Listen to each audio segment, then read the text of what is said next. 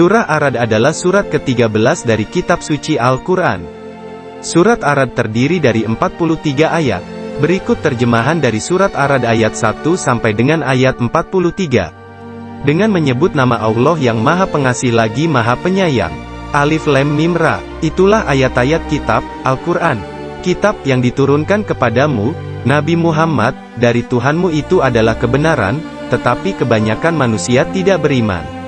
Allah yang meninggikan langit tanpa tiang yang dapat kamu lihat. Kemudian, Dia bersemayam di atas Ar-Rasy menundukkan matahari dan bulan. Masing-masing beredar hingga waktu yang telah ditentukan, kiamat. Dia, Allah, mengatur urusan makhluknya, dan merinci tanda-tanda kebesarannya, agar kamu meyakini pertemuan kamu dengan Tuhanmu. Dialah yang menghamparkan bumi dan menjadikan gunung-gunung dan sungai-sungai padanya. Dia menjadikan padanya semua buah-buahan berpasang-pasangan, dan menutupkan malam pada siang. Sesungguhnya pada yang demikian itu terdapat tanda-tanda kebesaran Allah bagi kaum yang berpikir. Di bumi terdapat bagian-bagian yang berdampingan, kebun-kebun anggur, tanaman-tanaman, dan pohon kurma yang bercabang dan yang tidak bercabang. Semua disirami dengan air yang sama, tetapi kami melebihkan tanaman yang satu atas yang lainnya dalam hal rasanya. Sesungguhnya pada yang demikian itu benar-benar terdapat tanda-tanda kebesaran Allah bagi kaum yang mengerti. Jika engkau, Nabi Muhammad, heran, justru yang mengherankan adalah ucapan mereka, orang-orang kafir, apakah bila kami telah menjadi tanah, kami benar-benar akan dikembalikan menjadi makhluk yang baru? Mereka itulah orang-orang yang kufur kepada Tuhannya. Mereka itulah orang-orang yang dilekatkan belenggu di lehernya. Mereka adalah para penghuni neraka. Mereka kekal di dalamnya. Mereka meminta kepadamu agar keburukan, siksaan, dipercepat sebelum datangnya kebaikan. Padahal sungguh telah berlalu bermacam-macam contoh siksaan sebelum mereka. Sesungguhnya Tuhanmu benar-benar memiliki ampunan bagi manusia meskipun mereka zalim. Sesungguhnya Tuhanmu benar-benar keras hukumannya. Orang-orang yang kufur berkata, mengapa tidak diturunkan kepadanya, Nabi Muhammad, suatu tanda mukjizat dari Tuhannya? Sesungguhnya engkau, Nabi Muhammad, hanyalah seorang pemberi peringatan dan bagi setiap kaum ada pemberi petunjuk. Allah mengetahui apa yang dikandung oleh setiap perempuan dan apa yang berkurang, tidak sempurna dalam rahim dan apa yang bertambah. Segala sesuatu ada ketentuan di sisinya. Allah lah, yang mengetahui semua yang gaib dan yang nyata. Dia, yang maha besar lagi maha tinggi. Sama saja, bagi Allah, siapa di antara kamu yang merahasiakan ucapan, siapa yang berterus terang dengannya, siapa yang bersembunyi pada malam hari dan siapa yang berjalan pada siang hari. Baginya, manusia, ada, malaikat-malaikat, yang menyertainya secara bergiliran dari depan dan belakangnya yang menjaganya atas perintah Allah. Sesungguhnya Allah tidak mengubah keadaan suatu kaum hingga mereka mengubah apa yang ada pada diri mereka. Apabila Allah menghendaki keburukan terhadap suatu kaum, tidak ada yang dapat menolaknya, dan sekali-kali tidak ada pelindung bagi mereka selain Dia. Dialah yang memperlihatkan kepadamu kilat, untuk menimbulkan ketakutan dan harapan, akan turun hujan, serta menjadikan awan yang berat, mendung. Guru bertasbih dengan memujinya, demikian pula, malaikat karena takut kepadanya. Dia, Allah, melepaskan petir, lalu menimpakannya kepada siapa yang Dia kehendaki. Sementara itu, mereka, orang-orang kafir, berbantah-bantahan tentang kekuasaan Allah, padahal Dia maha keras hukumannya. Hanya bagi Allah lah seruan yang hak. Sesembahan, yang mereka seru selain Dia, tidak dapat mengabulkan apapun bagi mereka, kecuali seperti orang yang membukakan kedua telapak tangannya ke dalam air agar air sampai ke mulutnya, padahal air itu tidak akan sampai ke mulutnya. Tidaklah seruan orang-orang kafir itu kecuali dalam kesia-sian. Hanya kepada Allah lah siapa saja yang ada di langit dan di bumi bersujud, baik dengan kemauan sendiri maupun terpaksa. Bersujud pula kepadanya bayang-bayang mereka pada waktu pagi dan petang hari. Katakanlah, Nabi Muhammad, siapakah Tuhan langit dan bumi? Katakanlah, Allah. Katakanlah, pantaskah kamu menjadikan selain Dia sebagai pelindung? Padahal mereka tidak kuasa mendatangkan manfaat maupun menolak mudarat bagi dirinya sendiri. Katakanlah, apakah sama orang yang buta dengan orang yang dapat melihat? Atau, samakah kegelapan dengan cahaya? Atau, Apakah mereka menjadikan sekutu-sekutu bagi Allah yang diyakini dapat menciptakan seperti ciptaannya sehingga kedua ciptaan itu serupa menurut pandangan mereka? Katakanlah, Allah pencipta segala sesuatu dan Dialah yang Maha Esa lagi Maha Perkasa. Dia telah menurunkan air dari langit, lalu mengalirlah air itu di lembah-lembah sesuai dengan ukurannya. Arus itu membawa buih yang mengambang. Dari apa? Logam, yang mereka lebur dalam api untuk membuat perhiasan atau alat-alat. Ada pula, buih seperti buih arus itu. Demikianlah Allah membuat perumpamaan tentang hak dan batil. Buih akan hilang tidak berguna, sedangkan yang bermanfaat bagi manusia akan menetap di dalam bumi.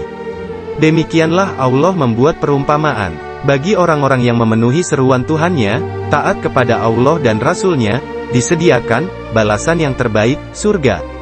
Sebaliknya, bagi orang-orang yang tidak memenuhi seruannya, sekiranya mereka memiliki semua yang ada di bumi dan ditambah sebanyak itu lagi, niscaya mereka akan menebus dirinya dari azab Allah pada hari kiamat dengan hartanya itu. Mereka itulah orang-orang yang akan mendapatkan hisab, perhitungan yang buruk. Tempat kediamannya adalah neraka Jahanam, dan itulah seburuk-buruknya tempat kediaman. Apakah orang yang mengetahui bahwa apa yang diturunkan kepadamu, Nabi Muhammad, dari Tuhanmu adalah kebenaran sama dengan orang yang buta? Hanya orang yang berakal sehat sajalah yang dapat mengambil pelajaran, yaitu, orang-orang yang memenuhi janji Allah dan tidak membatalkan perjanjian. Orang-orang yang menghubungkan apa yang Allah perintahkan untuk disambungkan, seperti silaturahmi, takut kepada Tuhannya, dan takut pula pada hisab yang buruk. Orang-orang yang bersabar demi mencari keridaan Tuhan mereka, mendirikan salat, menginfakkan sebagian rezeki yang kami berikan kepada mereka, secara sembunyi-sembunyi atau terang-terangan, dan membalas keburukan dengan kebaikan, orang-orang itulah yang mendapatkan tempat kesudahan, yang baik. Yaitu, surga-surga ADN. Mereka memasukinya bersama orang saleh dari leluhur, pasangan-pasangan, dan keturunan-keturunan mereka, sedangkan malaikat-malaikat masuk ke tempat mereka dari semua pintu. Malaikat berkata, "Salamun alaikum, semoga keselamatan tercurah kepadamu, karena kesabaranmu." Itulah, sebaik-baiknya tempat kesudahan, surga. Orang-orang yang melanggar perjanjian, dengan Allah setelah diteguhkan, memutuskan apa yang diperintahkan Allah untuk disambungkan, seperti silaturahmi, dan berbuat kerusakan di bumi, mereka itulah orang-orang yang mendapat laknat dan bagi mereka tempat kediaman yang buruk, Jahanam. Allah melapangkan rezeki bagi siapa yang Dia kehendaki dan menyempitkan, bagi siapa yang dikehendakinya. Mereka bergembira dengan kehidupan dunia, padahal kehidupan dunia dibandingkan akhirat hanyalah kesenangan yang sedikit.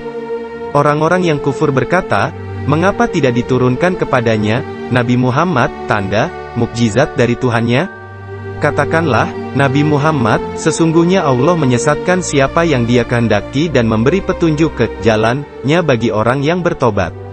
Yaitu, orang-orang yang beriman dan hati mereka menjadi tenteram dengan mengingat Allah. Ingatlah, bahwa hanya dengan mengingat Allah hati akan selalu tenteram. Orang-orang yang beriman dan beramal saleh, bagi mereka kebahagiaan dan tempat kembali yang baik. Seperti pengutusan para rasul sebelummu itulah, kami juga mengutusmu, Nabi Muhammad, kepada suatu umat yang sungguh sebelumnya telah berlalu beberapa umat agar engkau bacakan kepada mereka Al-Quran yang kami wahyukan kepadamu, padahal mereka ingkar kepada Tuhan yang Maha Pengasih. Katakanlah, Dia Tuhanku, tidak ada Tuhan selain Dia. Hanya kepadanya aku bertawakal dan hanya kepadanya aku bertobat. Sekiranya ada suatu bacaan, kitab suci, yang dengannya gunung-gunung dapat digeserkan, bumi dibelah, atau orang mati dapat diajak bicara, itulah Al-Quran. Sebenarnya segala urusan itu milik Allah. Tidakkah orang-orang yang beriman mengetahui bahwa sekiranya Allah menghendaki, tentu Allah telah memberi petunjuk kepada manusia semuanya. Orang-orang yang kufur senantiasa ditimpa bencana disebabkan perbuatan mereka sendiri atau bencana itu terjadi di dekat tempat kediaman mereka, sampai datang janji Allah. Sesungguhnya Allah tidak menyalahi janji. Sungguh, para rasul sebelum engkau, Nabi Muhammad, benar-benar telah diolok-olok. Maka, aku memberi tenggang waktu kepada orang-orang yang kufur itu, kemudian aku siksa mereka. Alangkah dahsyatnya hukumanku, apakah Dia yang mengawasi setiap jiwa atas apa yang diperbuatnya, sama dengan Tuhan yang tidak demikian. Mereka menjadikan sekutu-sekutu bagi Allah. Katakanlah, Nabi Muhammad, sebutkanlah sifat-sifat mereka itu. Apakah kamu hendak memberitahukan kepadanya apa yang tidak diketahuinya di bumi atau mengatakan tentang hal itu, sekadar perkataan pada lahirnya saja? Sebenarnya bagi orang-orang yang kufur, tipu daya mereka itu dijadikan terasa indah dan mereka dihalangi dari jalan yang benar. Siapa yang disesatkan Allah, tidak ada seorang pun yang dapat memberi petunjuk baginya. Bagi merekalah azab yang pedih dalam kehidupan dunia dan azab akhirat pasti lebih pedih. Tidak ada seorang pun yang melindungi mereka dari azab Allah. Perumpamaan surga yang dijanjikan kepada orang-orang yang bertakwa, ialah seperti taman, mengalir di bawahnya sungai-sungai, senantiasa berbuah dan teduh. Itulah tempat kesudahan bagi orang-orang yang bertakwa. Sedangkan tempat kesudahan bagi orang-orang kafir ialah neraka. Orang-orang yang telah kami berikan Alkitab kepada mereka bergembira dengan apa? Kitab yang diturunkan kepadamu, Nabi Muhammad. Di antara golongan-golongan itu, Yahudi dan Nasrani, ada yang mengingkari sebagiannya. Katakanlah, sesungguhnya aku hanya diperintah untuk menyembah Allah dan tidak mempersekutukannya. Hanya kepadanya aku seru, manusia, dan hanya kepadanya aku kembali. Demikianlah kami telah menurunkannya, Al-Quran, sebagai penentu hukum yang berbahasa Arab. Sungguh, jika engkau mengikuti keinginan mereka setelah datang pengetahuan kepadamu, niscaya engkau sekali-kali tidak mempunyai pelindung dan tidak pula pemelihara dari siksa Allah. Sungguh kami benar-benar telah mengutus para rasul sebelum engkau, Nabi Muhammad, dan kami berikan kepada mereka istri-istri dan keturunan.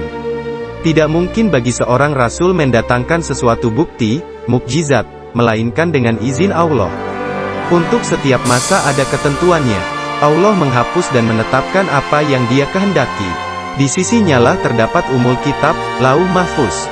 Sesungguhnya jika kami perlihatkan kepadamu, Nabi Muhammad, semasa hidupmu di dunia, sebagian siksaan yang kami ancamkan kepada mereka, tentu engkau akan melihat kedahsyatannya, atau jika kami wafatkan engkau, sebelum itu, sesungguhnya tugasmu hanya menyampaikan, dan kamilah yang memperhitungkan amal mereka. Apakah mereka tidak melihat bahwa kami mendatangi daerah-daerah orang yang ingkar kepada Allah, lalu kami kurangi daerah-daerah itu, sedikit demi sedikit dari tepi-tepinya? Allah menetapkan hukum, menurut kehendaknya, tanpa ada yang dapat menolak ketetapannya, Dia maha cepat perhitungannya. Sungguh orang-orang sebelum mereka, kafir Makkah, telah mengadakan tipu daya, tetapi semua tipu daya itu dalam kekuasaan Allah. Dia mengetahui apa yang diusahakan oleh setiap orang. Orang-orang kafir akan mengetahui untuk siapakah tempat kesudahan yang baik. Orang-orang yang kufur berkata, engkau, Nabi Muhammad, bukanlah seorang rasul. Katakanlah, cukuplah Allah dan orang yang menguasai ilmu Alkitab menjadi saksi antara aku dan kamu. Demikianlah terjemahan surah Ar-Ra'd ayat 1 sampai dengan ayat 43, semoga dapat memberikan manfaat. Amin.